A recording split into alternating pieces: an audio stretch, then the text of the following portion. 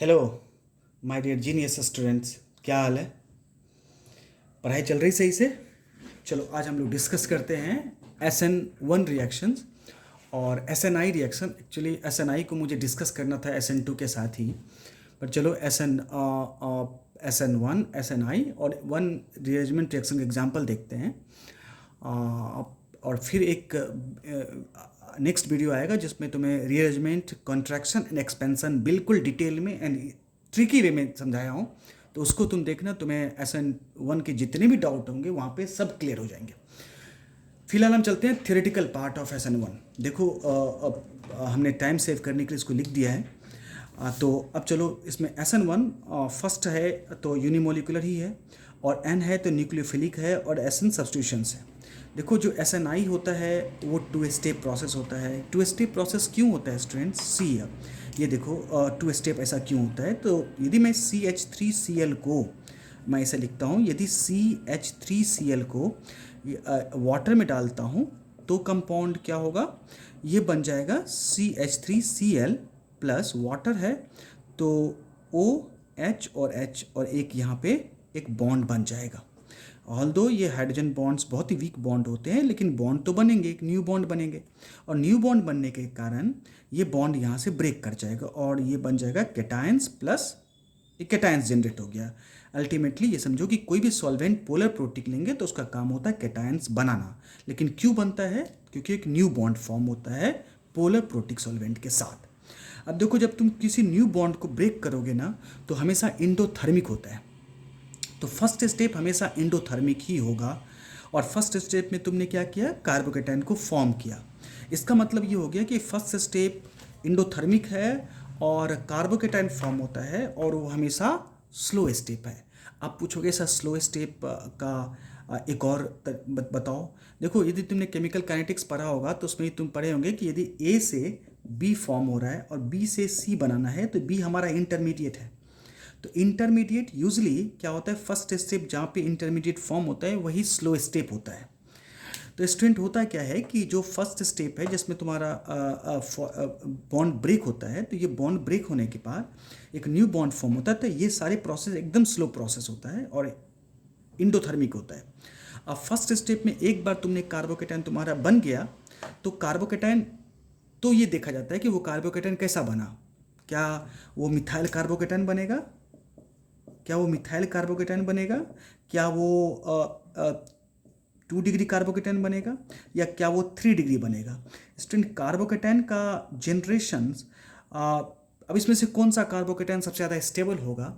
Students obviously जो carbocation सबसे ज़्यादा स्टेबल होगा, कोई कार्बोकेटाइन इसमें से जो भी हाईली स्टेबल होगा, तो स्टेबिलिटी ऑफ कार्बोकेटाइन्स ये डिसाइड करता है कि रिएक्शन का एक्टिवेशन एनर्जी कितना होगा। अब देखो जो सबसे ज़्यादा स्टेबल होगा उसकी रिएक्टिविटी कम होगी, है ना। अब उसकी रिएक्टिविटी कम होगी क्योंकि अब ये इन टर्म्स ऑफ, यदि मैं सिंपली बोलूँ कि सबसे ज़्यादा रिएक्टिव कौन सा होगा, तब बोलोगी ये 3 डिग्री कार्बोकेटाइन। लेकिन 3 degree carbocation reactivity in terms of what, stability. यदि मैं ही तुमसे बोलूँ कि तीनों में सबसे फास्टेस्ट कौन जब स्टेबल होना चाहेगा, तो तुम बोलोगे sir 3 degree carbocation because of 3369 alpha hydrogens है, तो ज़्यादा अल्फा हाइड्रोजन्स है, मोर हाइपर कंजुगेशन होगा तो ज़्यादा जल्दी स्टेबल होगा। तो ज़्यादा जल्दी स्टेबल के टर्म्स में बोल रहा हूँ कि ये मोर रिएक्टिव होगा। Clear, understood? तो ये more reactive for stability, correct ना। तो क्योंकि रिएक्टिविटी का एक अलग ही मतलब हो जाता है और रिएक्टिविटी इन्वर्सली होता है स्टेबिलिटी का। तो मैं उस टर्म्स में बात नहीं कर रहा हूँ, मैं बात कर रहा हूँ कि कौन फास्टेस्ट रिएक्टिव होगा फॉर स्टेबिलिटी, ऑब्वियसली ये होगा। तो ये डिपेंड करता है कि ये स्टेबिलिटी ये डिसाइड करता है कि जो कितना एक्टिवेशन एनर्जी लगेगा। क्योंकि यदि आपके जो स्मॉल रिएक्शन होंगे तो ऑब्वियसली उस रिएक्शन की एक्टिवेशन एनर्जी सडनली बढ़ जाएगी क्योंकि उसमें ज़्यादा रिएक्शन चाहिए एनर्जी स्टेबिलिटी के लिए। क्लियर है ना। तो अब ये देखो, तो जो एक हमने क्या लिखा कि जो फर्स्ट स्टेप क्या होगा, हमेशा इंडोथर्मिक होगा। क्लियर। सेकंड स्टेप क्या होगा, एक्सोथर्मिक, क्योंकि सेकंड स्टेप में क्या होता है, न्यू बॉन्ड फॉर्म होता है। फर्स्ट स्टेप में तुम्हारा क्या हो गया, कार्बोकेटाइन बन गया। ये देखो फर्स्ट स्टेप में एक कार्बोकेटाइन जनरेट होने के बाद सेकंड स्टेप में क्या होगा कि वो कार्बोकेटाइन क्योंकि वो हाईली रिएक्टिव हो गया। अब वो चाहेगा कि हम कोई भी न्यूक्लियोफाइल लेके स्टेबल हो जाए। तो मान लो तुमने फर्स्ट स्टेप में क्या किया, CH3Cl है और वाटर लेके अब यहाँ पे बन गया CH3 केटाइंस, ठीक है। तो CH3 केटाइंस है, तो अब ये बताओ ये केटाइंस मतलब क्या, पी ऑर्बिटल वेकेंट हो गया। तो ये ऑर्बिटल वेकेंट होगा तो इसमें या तो इधर से या इधर से कहीं से भी अटैच कर दो न्यूक्लियोफाइल को। क्लियर है। तो स्टूडेंट अब देखो यहाँ पे क्या होता है, अब यहाँ पे कंडीशन ये है कि यदि आपके पास ये कार्बोकेटाइन 3 डिग्री हो गया, फॉर एग्जांपल CH3 है, C2H5 है और ये C3H7 है फॉर एग्जांपल मान लो, और यहाँ पे कार्बोकेटाइन फॉर्म हो गया और ये Br हो गया। अब देखो ये कम कार्बोकेटाइन फॉर्म था, अब यहाँ पे कार्बोकेटाइन पहले फॉर्म था, अब यहाँ पे कोई न्यूक्लियोफाइल लग के अब लग गया यहाँ पे Br। अब देखो अब न्यूक्लियोफाइल लग के Br लग गया, तो अब ये तीनों के तीनों अभी जो कंपाउंड है ये क्या है, एक कायरल कंपाउंड है स्टूडेंट्स। अब देखो जब किसी कंपाउंड के मिनिमम 1 कायरल सेंटर होते हैं तो वो इनएंसियोमर्स फॉर्म करते हैं। तो जब इस कंपाउंड को हम लेके जाएंगे मिरर में तो क्या होगा, CH3 C2H5 C3H7 Br, और इसको मिरर में लेके चले जाओ तो CH3 C2H5 C3H7 और यहाँ पे Br बन गया। यानी यदि डी कन्फिग्रेशन ये होता है तो ये L होगा, है ना। अब डी और एल तुम डिसाइड करोगे रेक्टस और सिनेस्टर से, कौन सा कंपाउंड रेक्टस है कौन सा सिनेस्टर है। मेरा कहने का मतलब ये है कि यदि कार्बोकेटाइन्स कायरल होगा तो वो इनएंसियोमर्स यदि है इनएंसियोमर्स बनेगा ही, उसका DL बनेगा। तो जो आपका SN1 रिएक्शन में कार्बोकेटाइन फॉर्म होता है तो यदि वो कार्बोकेटाइन 3 डिग्री कार्बोकेटाइन होगा और तीनों ग्रुप डिफरेंट होगा तो उसका DL कन्फिग्रेशन बनता है, क्योंकि वो compound opposite mirror image show करेगा। तो हमने लिख दिया यहाँ पे DL कन्फिग्रेशन, DL मिक्सर होगा। फर्स्ट स्टेप क्या होता है, स्लो स्टेप, तो इंडोथर्मिक होगा। सेकेंड स्टेप में न्यू बॉन्ड फॉर्म होता है इसलिए एक्सोथर्मिक होगा, और फास्ट स्टेप होगा। क्लियर। कार्बोकेटाइन फॉर्म होगा, कार्बोकेटाइन होगा तो ऑब्वियसली रिएरेंजमेंट होगा, और इसका मोलिकुलरिटी 1 होता है, ऑर्डर भी कितना होगा 1 ही होगा क्योंकि इसका रेट 1 है। और ये जो रिएक्शंस है SN1 SN2 होता है ये एलिमेंट्री रिएक्शन होता है डियर। तो एलिमेंट्री का ऑर्डर एंड मोलिकुलरिटी क्या होता है, दोनों 1 होते हैं। अब देखो जहाँ तक ग्राफ की बात है तो हमने SN2 का ग्राफ बताया था, तो SN1 का भी ग्राफ बहुत इजीली समझ में आ जाएगा। देखो क्या होता है, यदि मैं सिंपली बोलूँ कि तुम्हारा फ्री एनर्जी का ग्राफ है, ये क्या है फ्री एनर्जी, और ये है रिएक्शन इन प्रोग्रेस। तो इसमें क्या होगा कि इसके 2 है, फर्स्ट स्टेप स्लो स्टेप है तो हाईली चाहिए एक्टिवेशन एनर्जी, तो यहाँ देखो। उसके सेकेंड स्टेप फास्ट है तो लेस एक्टिवेशन एनर्जी, तो ये देखो यहाँ बन गया। तो केमिकल काइनेटिक्स पढ़े हो तो ये ग्राफ बहुत समझ में इजीली आ जाएगा। तो ये जो ग्राफ है किसका है, ट्रांजिशन स्टेट फर्स्ट का है। फर्स्ट मतलब जहाँ पे तुम्हारा CH3Cl था जो वाटर लिया था और जो ब्रेक हुआ था ये, और प्लस Cl माइनस, तो ये तुम्हारा ट्रांजिशन स्टेट फर्स्ट है। क्लियर है। अब सेकेंड स्टेप में क्या था, जो तुमने CH3 केटायंस और कोई भी न्यूक्लियोफाइल लिए थे, तो ये ट्रांजिशन सेकेंड है। ये ट्रांजिशन सेकेंड है और ये इंटरमीडिएट है। ये जो है आपका ये क्या है, ये इंटरमीडिएट है। तो स्टूडेंट इसे ΔG1 स्टार स्टार मतलब क्या हो गया कि energy difference between the reactant and the first transition. Clear, reactant and first transition, here is the energy difference between the reactant and second transition. और ट्रांजिशन को हमने SN2 में क्या करा था, प्लस प्लस, राइट, और इसकी एनर्जी को क्या बोला था, प्लस। चलो अब मूव करते हैं। इसका मैंने एक ग्राफ खींच दिया है, तो अब तुमको ये ग्राफ समझ में आ जाएगा, ठीक है, कि हमने इसे ट्रांजिशन स्टेट फर्स्ट लिया है, ये ट्रांजिशन सेकेंड है ना, और ये RX प्लस न्यूक्लियोफाइल लिया है। क्लियर, और ये एक्शन इंटरमीडिएट है। डन, ठीक है। चलो अब चलते हैं सबस्ट्रेट का। देखो सबस्ट्रेट में हम क्या करते हैं डियर, सबस्ट्रेट क्या हमने बोल दिया था शुरू में कि इसमें क्या होगा, ये फर्स्ट स्टेप है तो आयोनाइजेशन होता है, और आयोनाइजेशन होता है तो कार्बोकेटाइन फॉर्म होगा। वंस द कार्बोकेटाइन फॉर्म होता है तो फर्स्ट स्टेप क्या होगा, इंडोथर्मिक होता है। रेट ऑफ SN1 क्या होगा, डिपेंड्स करेगा कार्बोकेटाइन स्टेबिलिटी पे। मतलब क्या कि कोई कंपाउंड कार्बोकेटाइन फॉर्म हो रहा है तो उसकी एक्टिवेशन एनर्जी कितना होगा। अब देखो मिथाइल कार्बोकेटाइन की एक्टिवेशन ज़्यादा होगा, बट 3 डिग्री कार्बोकेटाइन की एक्टिवेशन एनर्जी कम होगा। अब देखो सॉल्वेंट इफेक्ट क्या है कि सॉल्वेंट इफेक्ट मैंने कहा ना, पोलर प्रोटिक सॉल्वेंट क्यों लेते हैं। देखो पोलर प्रोटिक सॉल्वेंट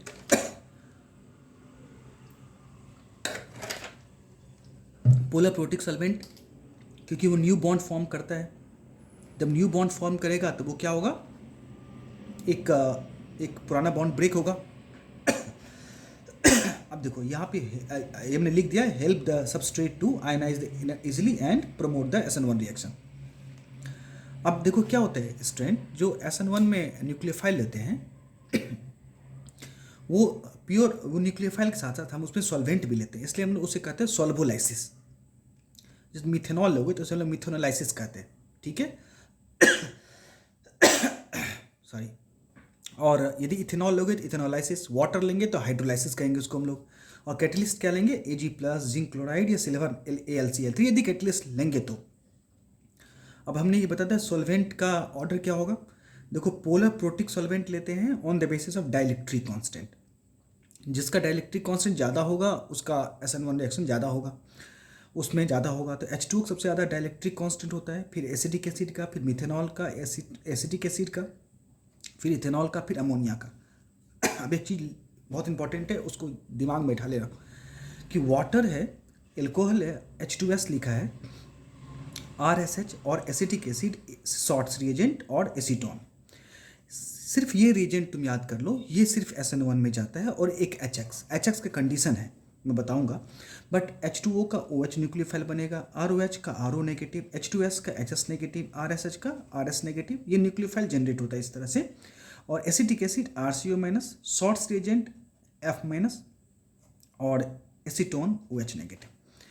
अब देखो ये सब जनरेट होगा न्यूक्लियोफाइल और ये SN1 में जाता है। इसके अलावा तुम्हें कुछ भी मिलता है, सपोज HCN मिल गया या फिर तुम्हें QH मिल गया, NaN3 मिल गया, तो वो सब सारे के सारे SN2 में जाएंगे, ठीक है।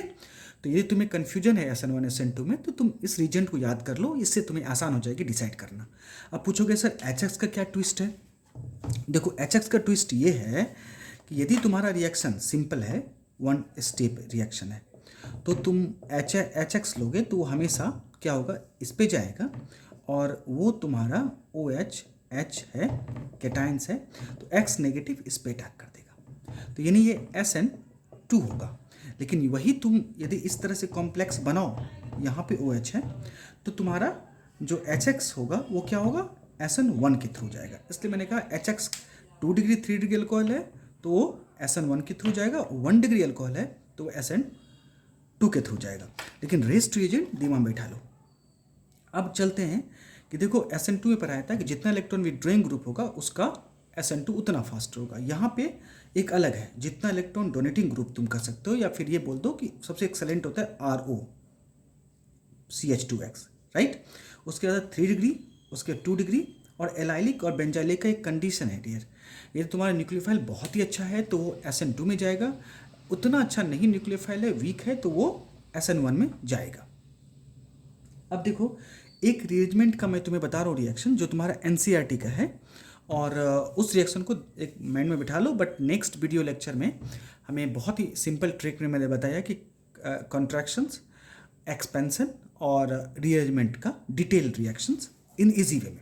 देखो वो तुम्हारा NCERT का रिएक्शंस क्या है, तो एक रिएक्शन देखो, ये तुम्हारा है 11.38 क्वेश्चंस। अब देखो इसमें क्या है कि यदि एक रिएक्शंस है, यहाँ पे देख लो CH3 CH है, CH3 है और CH है, OH है, अब CH3। अब देखो HBr लिया है, तो HBr लोगे तो क्या होगा, अब HBr लिया है तो अब इसलिए मैंने बताया कि लोगे तो क्या बनेगा, SN1 में जाएगा। तो H जो होगा इस पर अटैक करेगा और अटैक करके क्या बनाएगा, CH3 CH, CH3 CH, CH3 OH और H। अब देखो ये स्टेबल तो है नहीं, तो ये टूटेगा और एक कंपाउंड बन जाएगा CH, CH3 CH cation CH3। अब देखो स्टूडेंट्स यहाँ पे 2 डिग्री कार्बोकेटायन है बट 3 अल्फा हाइड्रोजन्स, और इस पोजीशंस पे सिर्फ एक ही हाइड्रोजन्स है, तो टोटल कितना हो गया 4 अल्फा हाइड्रोजन्स। क्लियर है। लेकिन यदि यही हाइड्रोजन यहाँ पे आता है तो अब देखो क्या हो गया, C cation CH3 CH3 CH3। अब यहाँ पे देखो H यहाँ से यहाँ आ गया, H मतलब H नेगेटिव मीन्स हाइड्राइड आया है, क्लियर, नॉट H प्लस, तो हाइड्राइड आ गया तो कैटायंस बन गया। अब यहाँ पे 3 3 6, अब यहाँ पे देखो 6 और 7 अल्फा हाइड्रोजन, तो तुम पढ़े हो हाइपर कंजुगेशन में मोर अल्फा हाइड्रोजन होगा तो मोर स्टेबल होगा, तो बी आर कहाँ लग जाएगा आके, यहाँ पे लग जाएगा। क्लियर है, समझ में आ गई? ठीक है। अब देखो एक और चीज़ बता रहा हूँ तुम्हें, SNI का क्या फंडा है, ये तुम इसको रीड किए होंगे तो अपने method of preparation of NCERT को, तो इसमें SOCl2 है। अब देखो SOCl2 कोई बेस तो है नहीं, तुम रीड करो एक बार, तो बेस नहीं है इसका मतलब ये रिएक्शन जाएगा SNI में, ये तुम्हारा कोई बेस होगा तो जाएगा SN2 में। अब SN2 का और इसका क्या एक लिंक है वो मैं बता रहा हूँ। ये देखो, यदि तुम्हारे पास एक रिएक्शन मैं लिख दूँ यहाँ पे कि एक रिएक्शन है Cl है, यहाँ पे CH3 है, और मैं यहाँ पे क्या लूँ, मैं ले लेता हूँ, चलो CH3 ही ले लेता हूँ, ठीक है, और यहाँ पे H ले लिया। अब देखो इसमें क्या किया हमने कि यदि मैं लिख लिया कि इसको मैंने SOCl2 ले लिया और पिरिडीन ले लिया, ठीक है, ये हमने SOCl2 ले लिया और C2H5 होल 3n, ये भी बेस ही है, और एक ले लिया सिंपली SOCl2। देखो ये तो जाएगा SN2 में, तो जब जाएगा SN2 में तो क्या होगा, इसका एक रिएक्शन बनेगा, देख लो H, तो इसका जैसे क्लोरीन यहाँ पे OH लिखो, तो जैसे क्लोरीन लाएगा तो ये इन्वर्जन हो जाएगा, तो यहाँ पे Cl H CH3 CH3 हो गया।